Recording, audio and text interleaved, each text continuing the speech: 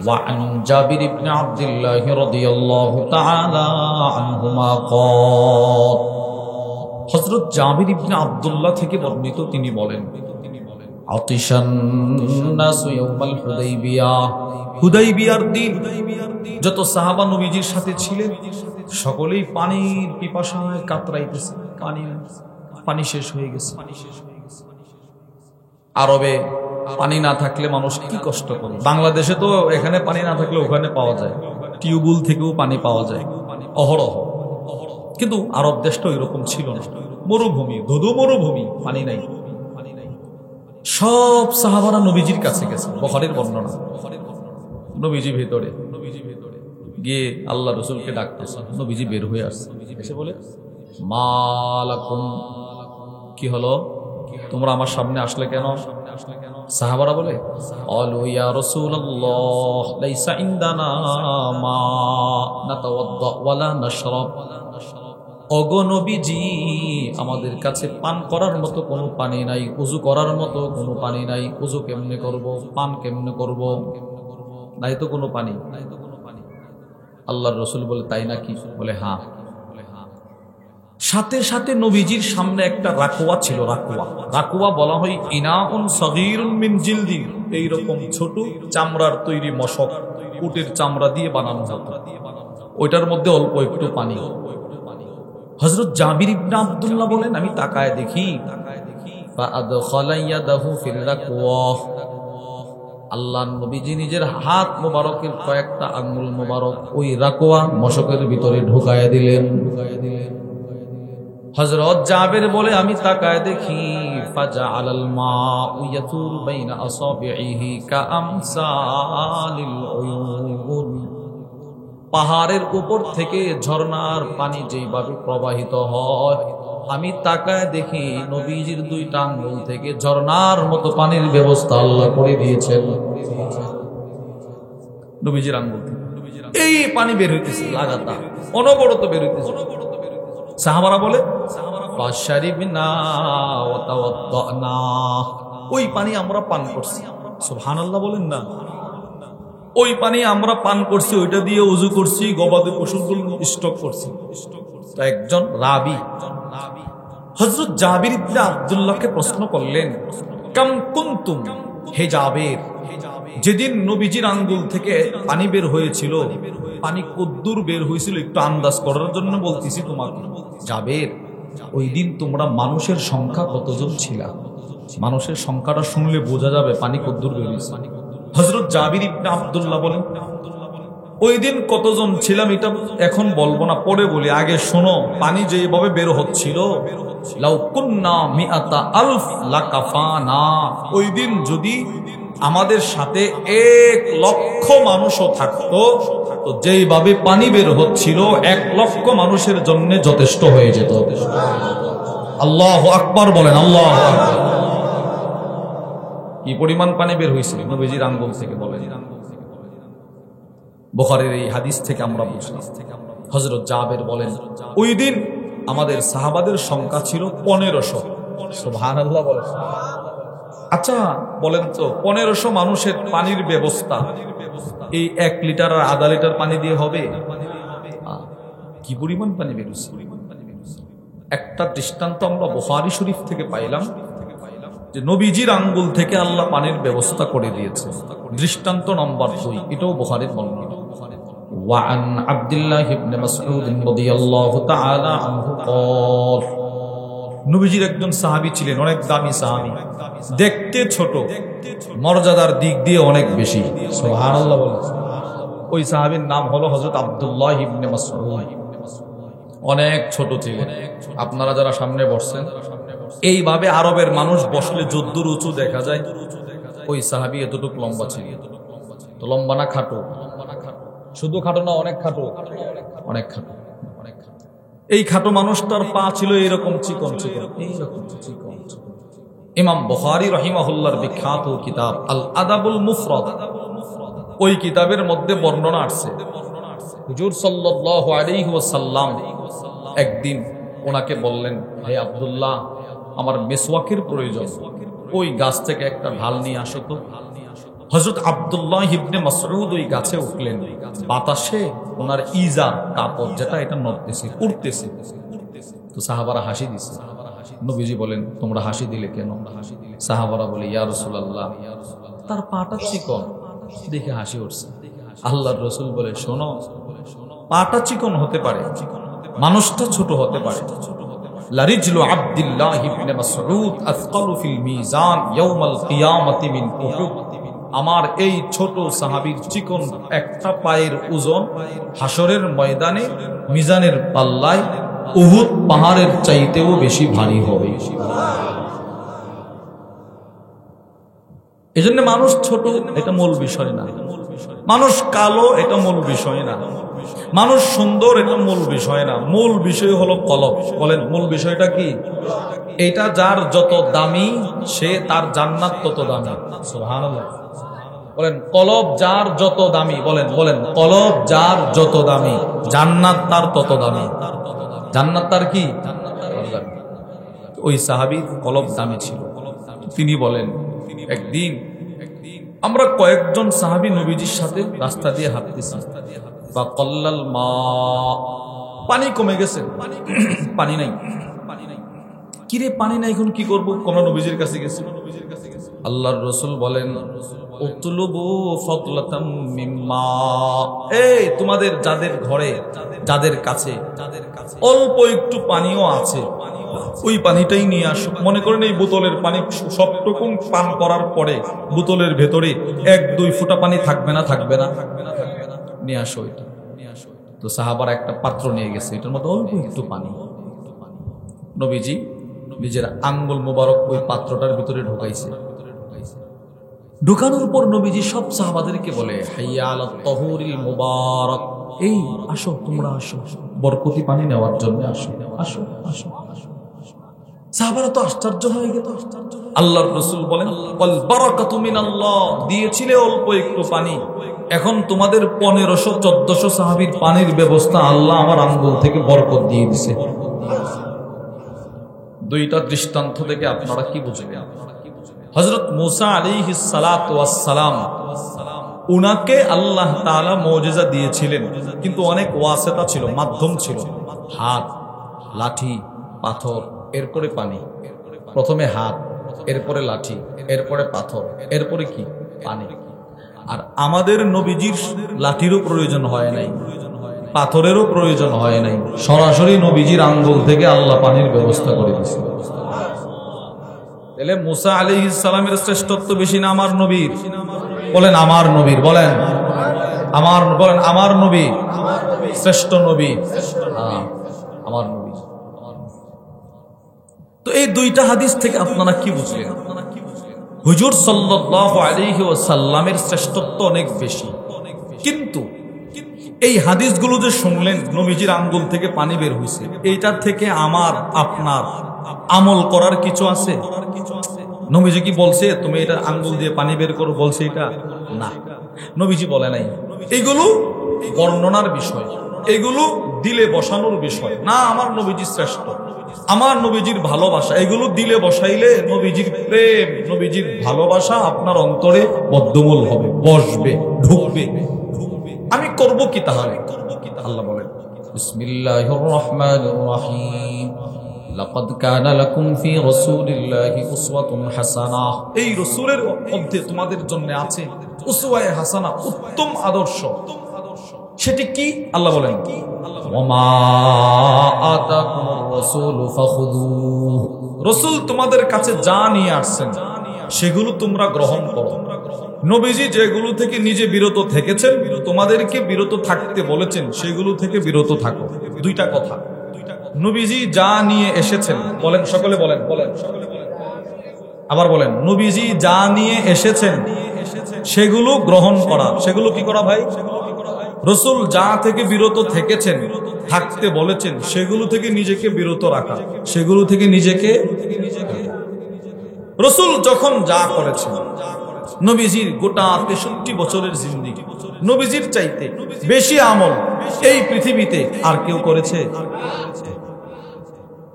আমাদের জামিয়া রশিদিয়ার ফেনীর হযরত ওয়ালা আল্লামা মুফতি শহীদুল্লাহ হাফিজাহুল্লাহ, অনেক বড় বুজুর্গ।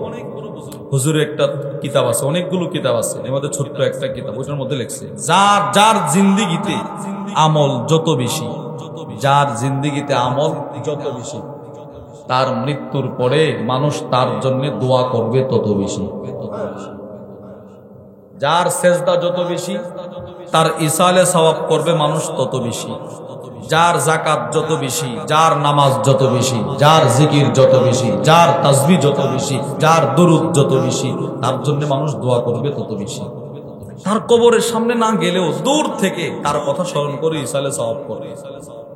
হুজুরের এই কথাটা খুব ভালো লাগছে আমার। একটু দেখেন তো, আমার নবীর চাইতে বেশি আমল করনেওয়ালা পৃথিবীতে কেউ ছিল? আচ্ছা এবার বলেন, পৃথিবীর মধ্যে একটা সেকেন্ড বাকি নাই, একটা সেকেন্ড এরকম খালি নাই যে নবীজির রওজার সামনে কোনো 24টা ঘন্টা, রাত কিংবা দিন, গভীর রাত আর প্রথম রাত, সদা সর্বদা নবীজির রওজা পাকের চতুর্দিকে হাজার হাজার মানুষ আছে না নাই? দোয়া করতেছে, দোয়া করতেছে, দোয়া করতেছে। নবীজির পরে সবচেয়ে বেশি আমল করছেন হযরত সিদ্দিক আকবর রাদিয়াল্লাহু আনহু। এজন্য যে রাসূলকে সালাম দিতে যাচ্ছে সে সিদ্দিক আকবরকেও সালাম দিতেছে। সুবহানাল্লাহ বলেন। সব একদম নবীজির রওজার সাথেই সিদ্দিক আকবরের কবর। এবার সিদ্দিক আকবর রাদিয়াল্লাহু তাআলা আনহুর পরে সবচেয়ে বেশি আমল করেছেন হযরত ওমর ইবনুল খাত্তাব। এবার ওমর ইবনুল রাসূলকে যারা সালাম দিতে যায় তারা ওমরকেও সালাম দেয়। সুবহানাল্লাহ। বলে যার জিন্দেগিতে আমল যত বেশি তার জন্য মানুষ দোয়া করে তত বেশি। এজন্য সাহাবারা নবীজির জিন্দেগির পিছনে আমল খুঁজছে, আমল নবীজি কোন আমলটা করছে, কখন কোনটা করছে, বাস। কোন সাহাবী কোন আমল দেখছে, মৃত্যু পর্যন্ত সেই আমলটা সাহাবী ছাড়ে নাই। সুবহানাল্লাহ বলেন না। কিছু দৃষ্টান্ত শোনেন, সব আমলই তো সাহাবারা করছে, কিছু দৃষ্টান্ত শোনেন যেগুলোর আমরা আমলই মনে করি না, আরে এটা তো একটা সাধারণ না। সাহাবাদের কাছে কোনো সাধারণ ছিল না, নবীজি করছে, মৃত্যু পর্যন্ত সাহাবারা করছে। তিনটা দৃষ্টান্ত শোনাই। এক নম্বর, খেয়াল করে শুনবেন, তিরমিজি শরীফের বর্ণনা। ওয়ান সাইয়ার রাহিমাহুল্লাহু তাআলা আনহু ক্বাল, হযরত সাইয়ার থেকে বর্ণিত, তিনি বলেন, কুনতু আমশি মা সাবিত আল-বুনানি রাহিমাহুল্লাহ ফামাররা আলা সিবিয়ান ফাসাল্লামা আলাইহিম। হযরত সাইয়ার বলেন, আমি বিখ্যাত তাবিঈ হযরত সাবিত বুনানির সাথে রাস্তা দিয়ে হাঁটতেছি। হাঁটার সময় হযরত সাবিত বুনানি কিছু ছোট ছোট বাচ্চাদের পাশ দিয়ে হেঁটে যাচ্ছিলেন। বাচ্চাদেরকে সামনে দেখা তিনি বাচ্চাদেরকে সালাম দিলেন। সুবহানাল্লাহ বলেন। বাচ্চাদেরকে কি দিছে? এই ছোট ছোট বাচ্চাদেরকে সালাম দিবেন। দেখেন কেন বলতেছি।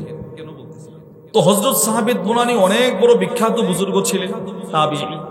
তিনি যখন সালাম দিছে, ওনার দোস্ত ওনারে প্রশ্ন করল, দোস্ত তুমি এত বড় ব্যক্তি, এত বড় দামি মানুষ, এত ভিআইপি মানুষ, তুমিও কি বাচ্চাদেরকে সালাম দেওয়ার সময় পাও? আর এমপি সাহেব রাস্তা দিয়ে হাইটা গেলে জীবনে কোনো ছোট বাচ্চাকে সালাম দিবে? মুরব্বীদেরকে তো সালাম দেয় না তার ক্ষমতার পাওয়ারে, আর বাচ্চাদেরকে বুঝি সালাম? হুজুর সাল্লাল্লাহু আলাইহি সাল্লামের সাহাবী থেকে শিখছি তাবিঈ হযরত সাবিত বুনানি বলেন, ওনারে ওনার দোস্ত প্রশ্ন করলো, তুমি বাচ্চাদেরকে সালাম দেওয়ার সুযোগ পাও? হযরত সাবিত বুনানি বলে, দোস্ত বাচ্চাদেরকে সালাম দেওয়া এটা একটা আমল, এই আমলটা আমি শিখেছি সরাসরি নবীজির 10 বছরের খেদমতকার সাহাবী হযরত আনাস থেকে। কিভাবে? আজকে যেমন তুমি আমার সাথে রাস্তা দিয়ে হাঁটতেছো, একদিন আমিও হযরত আনাসের সাথে রাস্তা দিয়ে হাঁটতেছিলাম।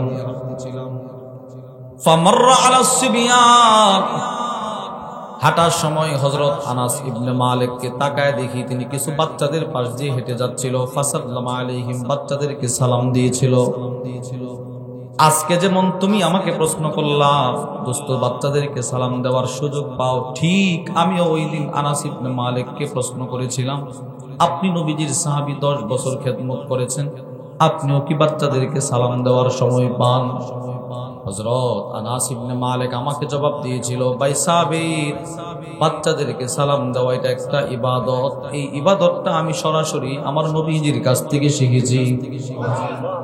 কিভাবে? وكنت مع النبي صلى الله عليه وسلم فمر صبيان فسلم عليهم আল্লাহ নবীজি একদিন রাস্তা দিয়ে হাঁটতেছিল, তখন আমি নবীজির সাথে ছিলাম, ছোট মানুষ। আল্লাহর রাসূল কিছু বাচ্চাদের পাশ দিয়ে হেঁটে যাচ্ছিলেন। যাওয়ার সময় নবীজি নিজে দাঁড়ায়া বাচ্চাদেরকে ডাক দিয়া কাছে আইনা বললেন, আসসালামু আলাইকুম। বাচ্চাদেরকে একটা সালাম দিয়েছিল। আমি আনাস ভেবেছি বাচ্চাদেরকে সালাম দিয়েছেন নবীজি, নিশ্চয়ই এটা অনেক বড় আমল। ওই দিনের পর থেকে আমার জিন্দেগিতে যখনই কোনো বাচ্চা দেখি তাকে আমি সালাম দিতে ভুলি না। সুবহানাল্লাহ। এই হাদিস থেকে আপনারা কি বুঝলেন? নবীজি জিন্দেগিতে একবার এক বাচ্চাকে সালাম দিয়েছে। সাহাবী বলেন, আমি সব সময় বাচ্চা দেখলে সালাম দিতাম। কেন? নবীজির কাছ থেকে এই আমলটা শিখেছি। আর সাহাবী বলেন, তাবী বলেন, আমি নবীজির সাহাবীর সাথে হাঁটতেছিলাম, তিনি বাচ্চাদেরকে সালাম দিতেন, আমিও সালাম দেই। সুবহানাল্লাহ বলেন। নবীজি থেকে সাহাবী, সাহাবী থেকে তাবী, একটা দৃষ্টান্ত পাইলাম। দৃষ্টান্ত নম্বর 2, মুসলিম শরীফের বর্ণনা। وعن عبد الله بن عمر رضي الله تعالى عنهما قال হযরত আব্দুল্লাহ ইবনে ওমর বলেন, খেয়াল করে হাদিসটা শুনেন, বাইনামা নাহনু নুসাল্লি মা রাসূলিল্লাহি সাল্লাল্লাহু আলাইহি ওয়াসাল্লাম। হযরত আব্দুল্লাহ ইবনে ওমর বলেন, একদিন আমি নবীজির সাথে এক নামাজে ছিলাম। নামাজে আজকে যেমন আপনারা এশারের নামাজ পড়লেন, সাহাবী বলেন একদিন আমি নবীজির সাথে কোনো একটা নামাজ পড়লাম। নামাজের মাঝখানে ফাকালা রাজুলুম মিনাল কওম, এক সাহাবী বলে উঠলো, নামাজের মাঝখানে একজন বলে উঠলো, আল্লাহু আকবার কবীরা। বলেন বলেন বলেন বলেন, সকলে বলেন, আল্লাহু আকবার কবীরা ওয়ালহামদুলিল্লাহি কাসীরা ওয়া সুবহানাল্লাহি বুকরাতাও ওয়া আসীলা। এই তিনটা কালিমা একজন সাহাবী নামাজের মাঝখানে তিনটা কালিমা বলছে। তিনটা কালিমা বললেন না তো আমার সাথে, এটার ফজিলতটা শুনুন। সাহাবী তিনটা কালিমা বলছে, আল্লাহু আকবার কবীরা ওয়ালহামদুলিল্লাহি কাসীরা ওয়া সুবহানাল্লাহি বুকরাতাও ওয়া আসীলা। এবার নামাজ শেষ। ফালাম্মা সাল্লা রাসূলুল্লাহ, আল্লাহর রাসূল নামাজ শেষ করার পর নবীজি সাহাবাদের দিকে ঘুরে বসে বললেন, এই সাহাবারা, মানিল কাইলু কালিমাতা কাযা ওয়া কাযা। কে রে এই নামাজের মাঝখানে তিনটা কালিমা কে পড়ছে? একটু দাঁড়াও তো তুমি। যে সাহাবী পড়ছে, ওই সাহাবী কিছুটা ঘাবড়ায় গেছে। কি রে, নবীজি আবার কিছু বলে কিনা, একটু ভয় পাইতেছে। আল্লাহর রাসূল বললেন, কে রে পড়ছে? একটু দাঁড়াও, একটু দাঁড়াও, দাঁড়াও, দাঁড়াও। আল্লাহর নবীজি বলার পর সাহাবী নিজের থেকে একটু দাঁড়াইলেন। ফাকামা রাজুলুন, এই ফাকালা রাজুলুন, এক সাহাবী দাঁড়ায় বললেন, ওগো নবীজি, নামাজের মাঝখানে এই তিনটা কালিমা আমি পড়েছি। আমি তিনটা কালিমা আমি পড়ছি। আল্লাহর রাসূল বলেন, আজিবতু লাহা, সাহাবী, তোমার তিনটা কালিমার ফজিলতের কথা জিবরিল আমাকে বলছে। আমি তোমার তিন কালিমার ফজিলত আর সওয়াবের কথা শুনে স্বয়ং আমি নবীজি আশ্চর্য হয়ে গেলাম। সুবহানাল্লাহ। আমি নবীজি আশ্চর্য হয়ে গেছি। আজিবতুল্লাহ, তোমার তিন কালিমার সওয়াব দেখে আমি নবীজি তো আশ্চর্য। কেন, কি হলো? আল্লাহর রাসূল বলেন, তুমি যে তিনটা কালিমা পড়েছো, তোমার তিন কালিমার সওয়াব নেওয়ার জন্য ফেরেশতারা এমন ভাবে দৌড়াদৌড়ি শুরু করে দিল। আমি আল্লাহর রাসূল বলেন, আমি তাকায় দেখি ফুতিহাত লাহা আবওয়াবুস সামা, তোমার তিন কালিমার সওয়াব নেওয়ার জন্য ফেরেশতাদের দৌড়াদৌড়ি দেখে আল্লাহ তাআলা আকাশের সবগুলো দরজা খুলে দিয়েছেন।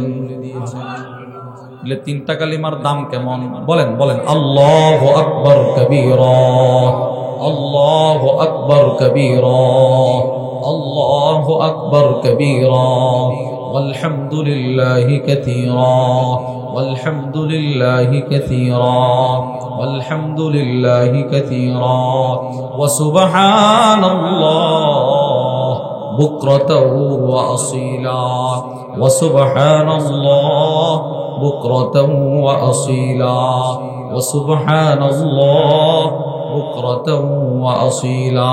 এই হলো তিন কালিমা। এবার হাদিস শেষ।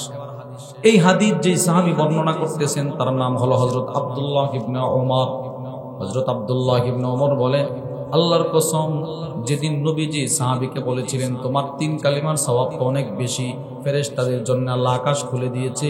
হযরত আব্দুল্লাহ ইবনে ওমর বলেন, ওই দিনের পর থেকে মৃত্যু পর্যন্ত এই 3 কালিমা কোনোদিন আমি পড়তে ভুলি নাই।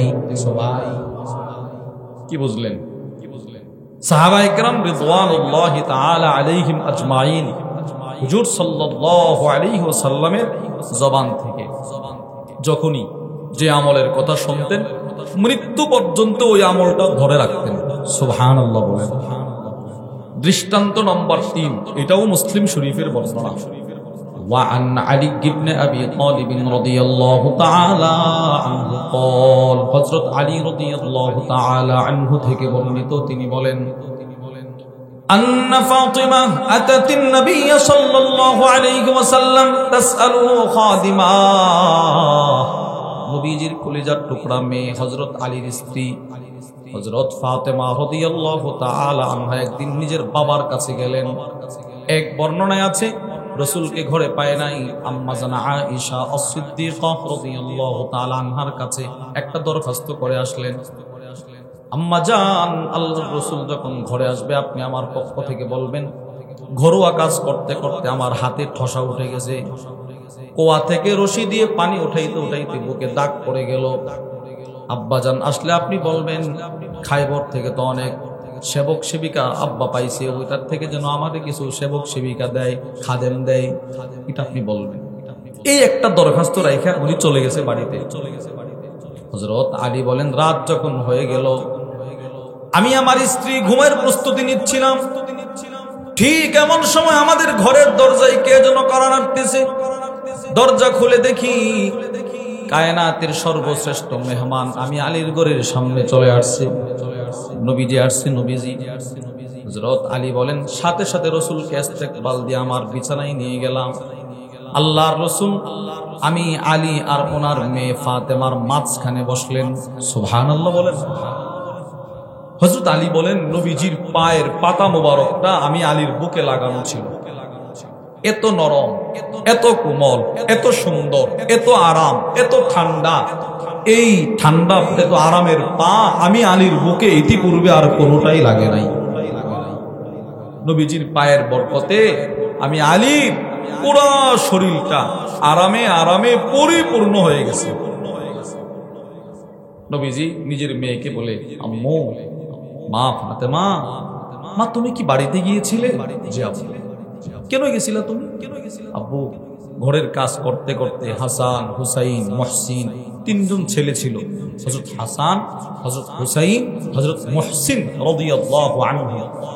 এরা আবার পাশাপাশি মেয়ে, এদেরকে নিয়ে আবার ঘরের কাজ করাটা কষ্ট হয়, যদি কিছু খাদেম দিতেন। নবীজি বলতেছেন আচ্ছা খাদেমের জন্য গেছিলাম? জি। আলা উখবিরুকি হুয়া খায়রুল লাকি মিন, মা আমি কি তোমাকে হাজার হাজার খাদেমের চাইতেও শ্রেষ্ঠ একটা আমল কি বলে দিব না? সুবহানাল্লাহ বলেন না। এই আমি কি তোমাকে হাজার হাজার খাদেমের চাইতে শ্রেষ্ঠ একটা আমলের কথা বলে দিব? জি আব্বু বলেন। মা তুসাব্বিহিনাল্লাহ ইনদা মানামিকি সালাসান ওয়া সালাসিন, তুমি যখন রাতে ঘুমানোর জন্য বিছানা গ্রহণ করবা তখন তুমি 33 বার পড়বা সুবহানাল্লাহ সুবহানাল্লাহ সুবহানাল্লাহ সুবহানাল্লাহ। বলেন কতবার? বলেন কতবার? কি কি পড়বো? ওয়া তাহমাদিনাল্লাহ ইনদা মানামিকি সালাসান ওয়া সালাসিন, মা আর 33 বার তুমি পড়বা আলহামদুলিল্লাহ। ওয়াতুকাব্বিরিনাল্লাহ ইনদা মানামিকি 34 আর 34 বার পড়বা আল্লাহু আকবার। এই হলো মোট 100 বার।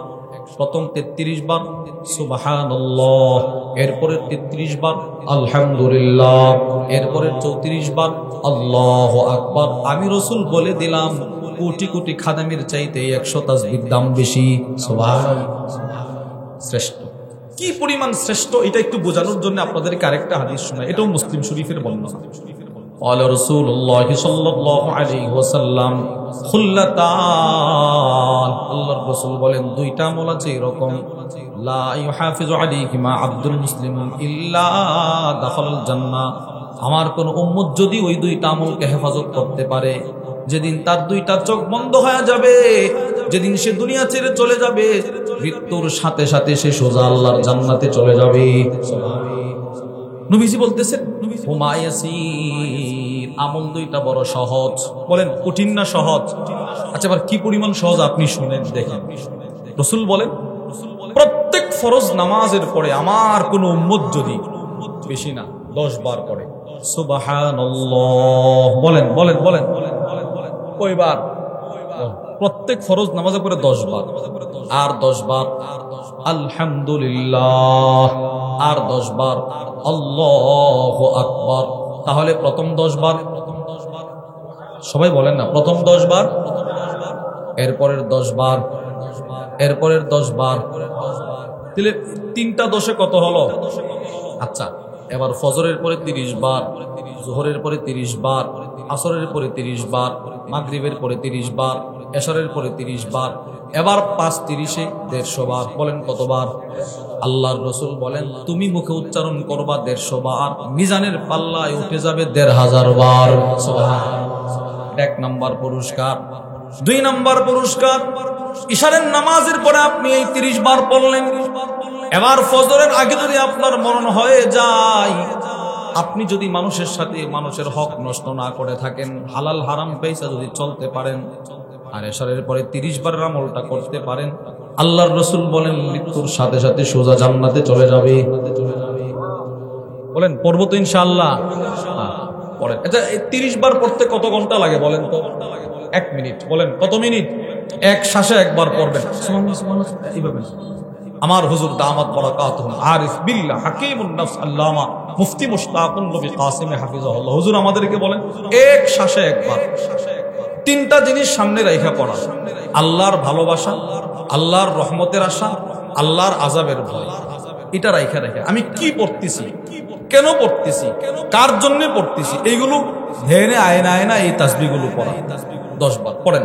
সুবহানাল্লাহ সুবহানাল্লাহ সুবহানাল্লাহ সুবহানাল্লাহ সুবহানাল্লাহ সুবহানাল্লাহ সুবহানাল্লাহ সুবহানাল্লাহ সুবহানাল্লাহ সুবহানাল্লাহ আলহামদুলিল্লাহ আলহামদুলিল্লাহ আলহামদুলিল্লাহ আলহামদুলিল্লাহ আলহামদুলিল্লাহ আলহামদুলিল্লাহ আলহামদুলিল্লাহ আলহামদুলিল্লাহ আলহামদুলিল্লাহ আলহামদুলিল্লাহ আল্লাহু আকবার আল্লাহু আকবার আল্লাহু আকবার আল্লাহু আকবার আল্লাহু আকবার আল্লাহু আকবার আল্লাহু আকবার আল্লাহু আকবার আল্লাহু আকবার আল্লাহু আকবার। এই হলো 30 বার। কত ঘন্টা গেছে বলেন? এই কত ঘন্টা গেছে বলেন না? 1 মিনিট। আচ্ছা জীবনে আমি 1 মিনিট, জীবনে কত ঘন্টা এই অযথা কথা বলে নষ্ট করছি বলেন তো? করছি না? করছি না? এখন যে 30 বার পড়লেন, এই যে আপনি একবার সুবহানাল্লাহ পড়েছেন, একটা কিতাব আছে, একজন কুয়েতের শায়েখ, অনেক বড় শেখ, আমার বড় দোলা ভাই হযরত মাওলানা আব্দুর রহমান সাহেব হাফেজ, উনি কুয়েত থাকেন। উনার মাধ্যমে একজন শেখ আমাদের মাদ্রাসায় প্রায় 1 লক্ষ টাকার কিতাব দিছে। ওই কিতাবের মধ্যে একটা কিতাব, আমি সবগুলো তো পড়ার সুযোগ হয় না, যেটা যে সময় সামনে পাই একটু মোতালা করার চেষ্টা করি। ওইটার মধ্যে লেখা আছে বান্দার প্রতিদিন ফজরের মুসল্লি সে যখন সেজদায় পড়ে সুবহান রাব্বিয়াল আ'লা, তো তার সুবহান রাব্বিয়াল আ'লার বরকতে আল্লাহ পাক ওই পুরাটা দিন আসমান জমিনের সমস্ত মাখলুকাতের রিজিকের ব্যবস্থা করে দেন।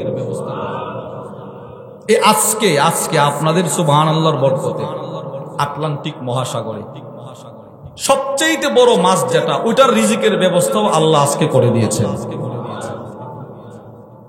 সমস্ত মাখলুকাতের রিজিকের ব্যবস্থা করা যদি আপনাকে দায়িত্বটা দেওয়া হতো তো কেমন হতো? পারতেন আপনি?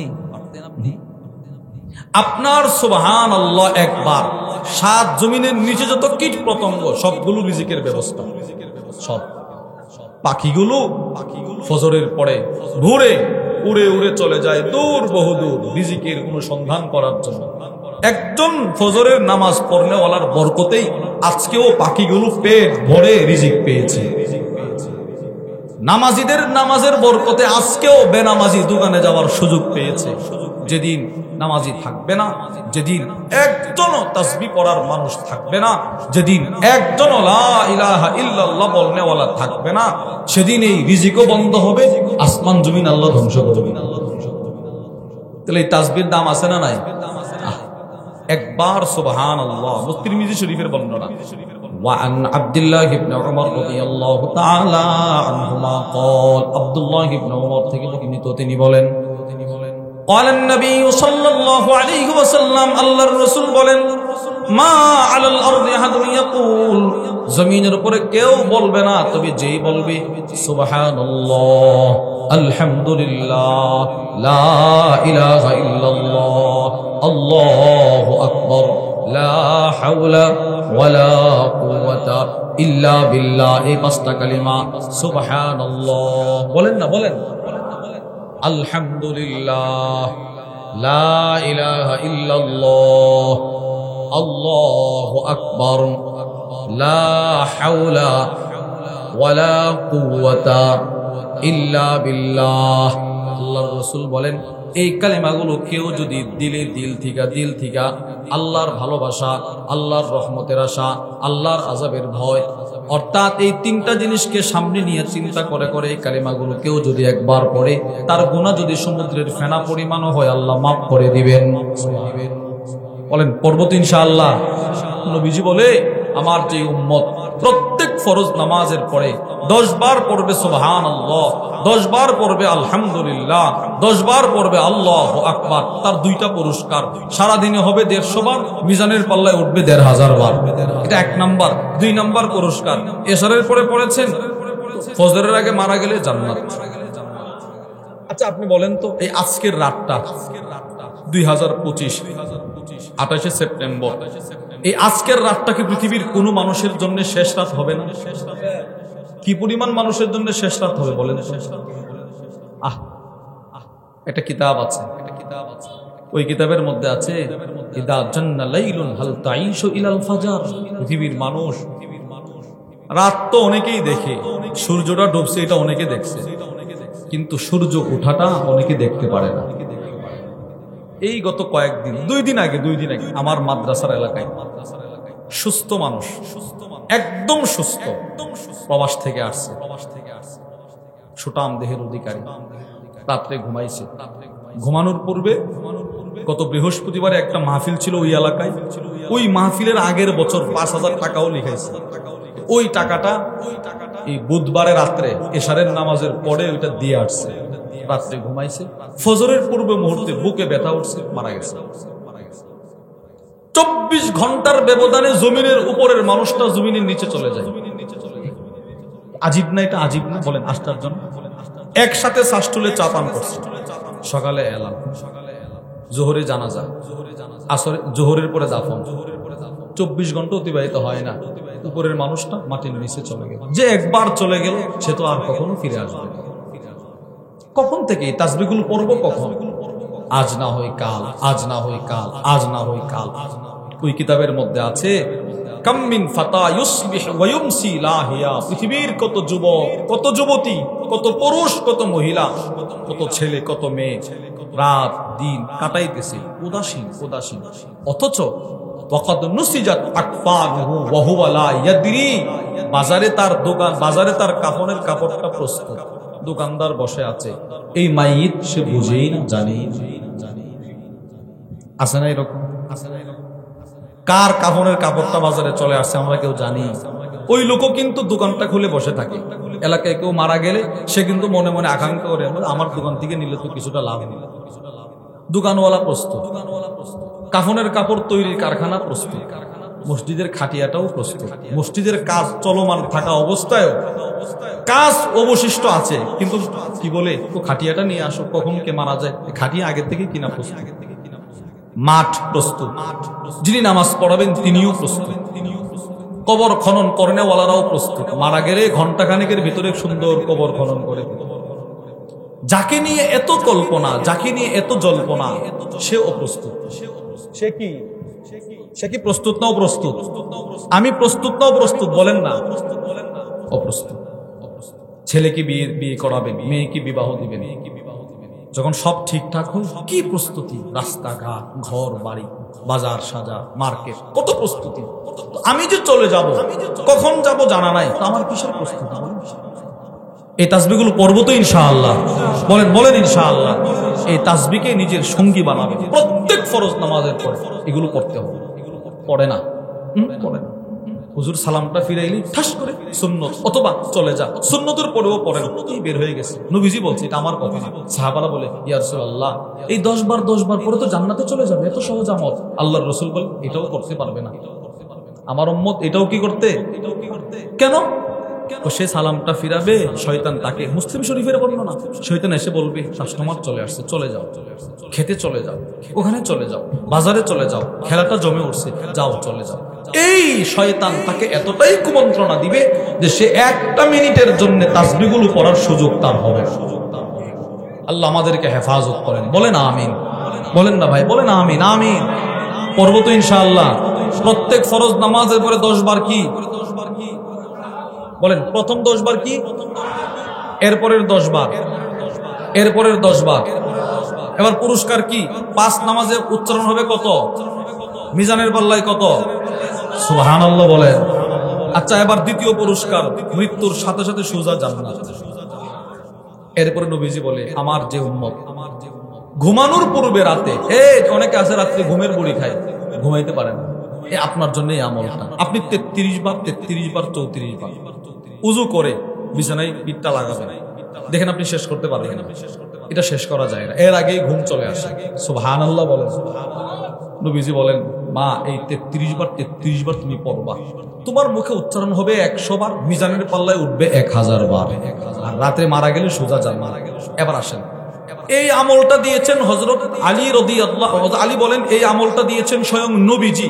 দিয়েছেন কাকে? ওনার মেয়ে হযরত ফাতেমাকে। হযরত আলী বলে, আল্লাহর কসম, যেদিন নবীজি এই আমলটা আমার স্ত্রী হযরত ফাতেমাকে দিয়েছিল, সেদিনের পর থেকে আজকে পর্যন্ত এই আমলটা আমি কখনো ছাড়ি নাই। একজন প্রশ্ন করলো, সিফফিনের যুদ্ধ হয়েছে, অনেক ভয়াবহ যুদ্ধ, বড় যুদ্ধ। ওই যুদ্ধের এক দলের মোটামুটি সেনাপ্রধানদের কাতারে ছিলেন হযরত আলী ইবনে আবি তালেব। তো একজন প্রশ্ন করলো, সিফফিনের যুদ্ধেও কি আপনি আমলগুলো করছেন? যুদ্ধের রাত্রিতে কি চিত্রটা সহজ না কঠিন থাকে? আপনি কি ওই যুদ্ধের রাত্রেও আমলগুলো করছেন 33 বার 34 বার? হযরত আলী বলেন, আলহামদুলিল্লাহ, যুদ্ধের প্রত্যেকটা রাত্রেও এই আমলটা আমি ছাড়ি নাই। নবীজির কাছ থেকে সাহাবায়ে কেরাম যখন যে আমলটা পেয়েছেন, শিখেছেন, ওই আমলটা মৃত্যু পর্যন্ত করেছেন। তবে হ্যাঁ প্রিয় ভাই আমার, নবীজির কাছ থেকে যে আমলগুলো আসছে এগুলো আমরা করব, কিন্তু করতে গিয়ে অথবা নিজের থেকে ইসলামে কোনো আমল নিজের আবেগে করা যাবে? আবেগ, ইসলামে আমল করতে গিয়ে আবেগ ব্যবহার করা যাবে না। নামাজ পড়া দামি জিনিস, 5 ওয়াক্ত নামাজ না, আমি 6 ওয়াক্ত পড়বো, হবে? আল্লাহ রসুল দিনে রাতে নামাজ দিচ্ছেন কয় ওয়াক্ত? এবার নিজের থেকে 6 ওয়াক্ত পড়া যাবে? বলেন তো, কাবা বাইতুল্লাহ কয়টা? সবাই বলে না, সবাই জোরে বলেন, কয়টা? আচ্ছা, একটা কাবা। এখন আমি যদি মনে করি কাবাটা সুন্দর, পরপর আমার উঠানের মাঝখানে একটা কাবার মতো করে একটা ঘর বানাই, পুরো কাবার মতো হুবহু, হবে এটা? এটা হবে। এই আবেগ দিয়ে আমল ইসলামে চলে না, এটা নিষেধ। স্বয়ং নবীজি সাহাবাদেরকে নিষেধ করেছেন। মুসলিম শরীফের 1401 নম্বর হাদিস, হযরত আনাস ইবনে মালিক রাদিয়াল্লাহু তাআলা আনহু থেকে বর্ণিত, তিনি বলেন, আন্না নাফারাম মিন আসহাবিন নবী সাল্লাল্লাহু আলাইহি ওয়াসাল্লাম সালু আজওয়াজ রাসূলিল্লাহি সাল্লাল্লাহু আলাইহি ওয়াসাল্লাম। সাহাবাদের এক জামাত, মানে 3 জন সাহাবী, দেখেন নবীজির দরবারে আসছে, রাসূলের বাড়িতে আসছে, নবীজি নাই ঘরে। নবীদের বিবির কাছে ওনারা প্রশ্ন করলেন, আন আমালিহি ফিস সিররি, আম্মা জান, নবীজি মসজিদে নববীতে কি আমল করে ওইটা তো আমরা দেখি সরাসরি, ঘরে কি আমল করে এটা তো দেখি না, যদি একটু বলতেন নবীজি ঘরে কি আমল করে, আমাদের জন্য উপকার হইতো। তো আম্মা জানেরা বললেন যে নবীজি ঘরে আইসা এই আমলগুলো করে। 3 জন শুনে চিন্তা করে, কি রে, যেই নবীজির আগের গুনাহ মাফ, যেই নবীর পরের গুনাহ মাফ, ওই রাসূল যদি এত আমল করতে পারে তো সেই তুলনায় আমরা তো কিছুই করতে পারি না। সাহাবারা কি বলে? একজন, তিনজনের একজন বলে, ক্বালা বা'দুহুম লা আতাযাওয়াজুন নিসা, না আমি আজকের পর থেকে আমল বাড়াবো, এই পরিমাণ বাড়াবো আমল, আর বিবাহ করব না, জীবন যৌবন সবগুলো ইবাদত করতে করতে শেষ করে দেব। কথাটা খারাপ না সুন্দর? সুন্দর না কথাটা? অনেক সুন্দর। দ্বিতীয়জন বলে, লা আকুলুল লাহাম, আজকের পর থেকে আমি আর কখনো খাবার খাবো না, গোশত খাবো না, শুধু রোজা রাখবো, শুধু রোজা রাখবো, শুধু রোজা রাখবো, ফাঁকে ফাঁকে রোজা ভাঙবো, তাও সামান্য খাবার খাবো জীবন ধারণ পরিমাণ, এছাড়া বাকিটা রোজা রাখবো। এটাও সুন্দর কথা। তৃতীয়জন কি বলল? লা আনামু আলা ফিরাশ, আজকের পর থেকে আমি বিছানায় পিঠ লাগায় ঘুমাবো না, শুধু ইবাদত করব, শুধু ইবাদত। এত ইবাদত সাহাবারা করার পরেও নবীজির ইবাদত শুই না, বলতেছে আমরা কিছুই করি না। অথচ সাহাবাদের দাম কেমন? আবু দাউদ শরীফের বর্ণনা, ফালা মাকামু আহাদিহিম সাআ খায়রুম মিন আহাদি উমরিকুম খায়রুম মিন আমালি আহাদিকুম উমরা। আল্লাহর রাসূলের সাহাবী বলেন, শোনো, নবীজির এক সাহাবীর জিন্দেগীর এক সেকেন্ডের একবারের সুবহানাল্লাহর সিন উচ্চারণের সওয়াব উম্মতে মুসলিমার সমস্ত আলেম আর সমস্ত আবেদের ইবাদতের চাইতে কোটি গুণ বেশি দাম। একজন সাহাবী জিন্দেগীর এক সেকেন্ডের দাম খায়রুম মিন আমালি আহাদিকুম, তোমাদের সকলের আমলের চাইতে শ্রেষ্ঠ। আরো আশ্চর্যের কথা, এই আবু দাউদের বর্ণনায় আছে, পৃথিবীর সমস্ত মানুষ, আমাদের এই উম্মত সকলকে যদি আল্লাহ তাআলা নূহ আলাইহিস সালামের হায়াত দান করে, সুবহানাল্লাহ বলেন, কত? 50 কম 1000, 950 বছর হায়াত যদি আপনি পান, আমরা সকলে পাই। এই 950 বছর হায়াত পায়া সবাই যার যার এলাকার মসজিদে এতেকাফ 950 বছর এতেকাফ করতে করতে, রোজা রাখতে রাখতে, নামাজ পড়তে পড়তে কাটায়া দিলেন। তাহলে এবার সবার ইবাদত এক জায়গায় করলে কি পরিমাণ হবে বলেন না? একটু কল্পনা করেন না। সাহাবী বলেন, সকলকে যদি ওয়ালাউ উমিরা উমরা নূহ, পয়গম্বর নূহ আলাইহিস সালামের হায়াতও দেওয়া হয়, আর এই হায়াত নিয়ে সবাই যদি ইবাদত করে, এরপরেও একজন সাহাবীর জিন্দেগীর এক সেকেন্ডের দাম হবে না। এত দামি যেই সাহাবী, ওনারা বলতেছেন নবীজি এত আমল করে, আমরা তো কিছুই করতে পারি না। তো ওনাদের মধ্যে একজন বলতে লাগলো, আমি আর কখনো বিবাহ করবো না। দ্বিতীয়জন বলতে লাগলো, আমি আর কখনো খাবার খাবো না, রোজা রাখবো। তৃতীয়জন বলতে লাগলো, আমি আর কখনো ঘুমাবো না, শুধু ইবাদত করে করে জীবন শেষ করে দেব। সুন্দর কথা। আমি আগেই বলছি, আবেগে ইসলামে আমল করে না, রাসূল নিষেধ করেছেন, সতর্ক করেছেন। নবীজি রাত্রে বাড়িতে আসছে, আম্মা জানেরা হুজুর সাল্লাল্লাহু আলাইহি সাল্লামের কাছে গিয়ে বলল, ওগো আল্লাহর রাসূল, আপনার 3 জন সাহাবী আসছিল, এই কথাগুলো বলছে। নবীজি রাগ হয়েছে। আল্লাহর রাসূল সাথে সাথে সমস্ত সাহাবাদেরকে ডাকাইলেন, বসাইলেন, বসায়া বললেন, মা বালু আকওয়াম, মানুষের কি হলো, আমার সাহাবাদের কি হলো? অলু কাদা ও কাদা, কেউ বলে আর কখনো বিবাহ করবে না, কেউ বলে আর কখনো ঘুমাবে না, কেউ বলে আর কখনো খাবার খাবে না। তারা কি আমাকে দেখে না? আমি রাসূল বিবাহ করি, খাবারও খাই, নামাজও পড়ি, ঘুমাই, ইফতারও করি। সুবহানাল্লাহ বলে।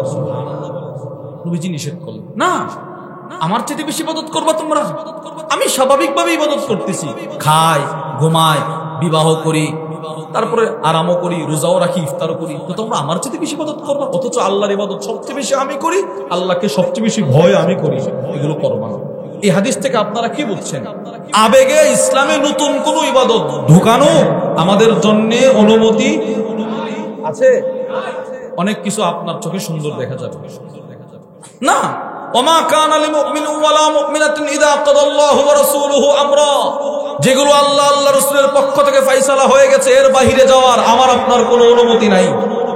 অনুমতি আছে কোনো? আল্লাহ আল্লাহর রাসূলের ফয়সালা, নামাজ 5 ওয়াক্ত, নিজের থেকে 6 ওয়াক্ত পড়ার অনুমতি নাই। আল্লাহ আল্লাহর রাসূলের ফয়সালা, বছরে যাকাত ফরজ হলে একবার দিবেন। এখন আপনি বলতেছেন না আমার টাকা বেশি, আমি 1 মাসকে 1 বছর ধরবো, এবার 12 মাস 12 বার যাকাত দিব, হবে?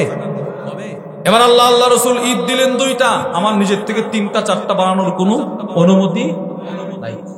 এজন্য প্রিয় ভাই আমার, কিছু জিনিস দেখতে সুন্দর, কিন্তু না, দেখতে হবে ইসলাম কোরআন হাদিসের কষ্টি পাথরে যাচাই বাছাই করতে হবে। নবীজি বলছেন, আমি চলে যাচ্ছি, আমি তোমাদেরকে দুইটা জিনিস রেখে গেলাম, কোরআন সুন্নাহ। এক নম্বর হলো কোরআন, দুই নম্বর কি সুন্নাহ। এই দুইটা জিনিসকে সামনে নিয়ে তোমরা চলবা, তাহলে কখনো পথভ্রষ্ট হবে না।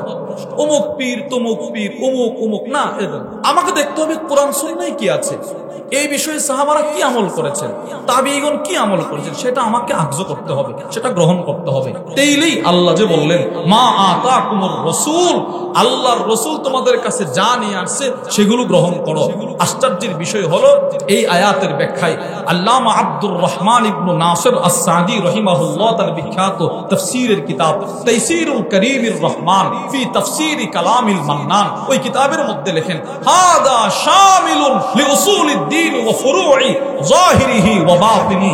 ইসলাম ধর্মের যত আদেশ নিষেধ মৌলিক ভাবে আছে, যত আদেশ নিষেধ শাখাগত ভাবে আছে, যত আদেশ নিষেধ বাহ্যিক ভাবে আছে, অভ্যন্তরীণ ভাবে আছে, সবগুলো মা আতাকুমুর রাসূল আর ওয়া মা নাহাকুম আনহু ফান্তাহুর ভিতরে আল্লাহ ঢুকাইয়া দিয়েছেন। মানে এখন নিজের থেকে আমি কোন ইবাদত ইসলামে ঢুকানোর মতো অনুমতি আমার নাই, স্বাধীনতা আমার। আমি এখন নিজের থেকে কোনো কিছু ঢুকাইলে বিষয়টা কি হবে? নবীজি বুঝে নাই, আল্লাহ বুঝে নাই, আমি নতুন করে বুঝছি। নাউজুবিল্লাহ বলেন না। সর্বশেষ একটা কথা বলেই শেষ করে দিচ্ছি। খতিব বাগদাদি রাহিমাহুল্লাহ একটা কিতাব আছে আল ফাকিহ ওয়াল মুতাফাক্কিহ, ওই কিতাবের উদ্ধৃতি দিয়ে কেউ কেউ বলেন ইমাম মালিক রাহিমাহুল্লাহর সামনে এক লোক মসজিদের নববী থেকে ইহরামের কাপড় বাঁধছে, উমরা করবে উমরা। তো মদিনা থেকে উমরার উদ্দেশ্যে যেতে হলে মিকাত আছে, একটা নির্ধারিত মিকাত, ওখানে মসজিদ আছে, ওখান থেকে নামাজ পড়ে ইহরামের কাপড় পরে রওনা হয়। তো ওই লোক মসজিদের নববী থেকে বাঁধছে। তো বেদে ইমাম মালিক বলতেছে তুমি এখান থেকে ইহরাম বাঁধলা, বিশেষ কোনো ফজিলত মনে করে বাঁধছো? ও জি, মসজিদের নববী তো, নবীজির মসজিদ তো, ফজিলত তো আছেই, এজন্য এখান থেকে বাঁধতেছে। তো ইমাম মালিক বলল ও আচ্ছা, তুমি এমন একটা ফজিলত নিতে চাইছো যেই ফজিলতটা নবীজির জিন্দেগিতে অর্জন করতে পারে নাই। বুঝেন নাই কথা? তুমি এখান থেকে বাঁধতেছো, মনে করছো অনেক সওয়াবের কাজ, তো নবীজি জিন্দেগিতে এই সওয়াবটা বুঝি করতে পারে নাই, এটা তুমি করতেছো।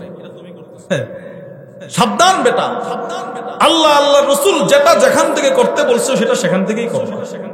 নিজের থেকে বাড়ায়া নিজের থেকে কমানো কোন অপশন ইসলামে তোমাকে আল্লাহ তাআলা দেয় নাই, আমাকে দিছে। এজন্য প্রিয় ভাই আমার, আমরা আমাদের ঈমানকে, আমরা আমাদের ইসলামকে, আমরা আমাদের আমালকে সাজাবো সাহাবারা যেইভাবে আল্লাহ আল্লাহ রাসূলকে দেখে দেখে সাজিয়েছে ওইভাবে। বলেন ইনশাআল্লাহ, বলেন না ইনশাআল্লাহ। এজন্য অনেক মেহমান আছেন, প্রত্যেকের আলোচনাগুলো দিল দিয়ে শুনবেন, মন দিয়ে শুনবেন। সর্বশেষ আমার বড় ভাই হযরত মাওলানা মুফতি আনিসুর রহমান আশরাফি হাফিজাহুল্লাহ হুজুর রওনা হয়ে গেছেন, আলহামদুলিল্লাহ যথাসময়ে চলে আসবেন। আপনারা অনেক কষ্ট করে এত সুন্দর একটা আয়োজন করেছেন, এই আয়োজনটা যেন আমাদের সকলের হেদায়েতের জরিয়া হয়ে যায়। বলেন আমিন।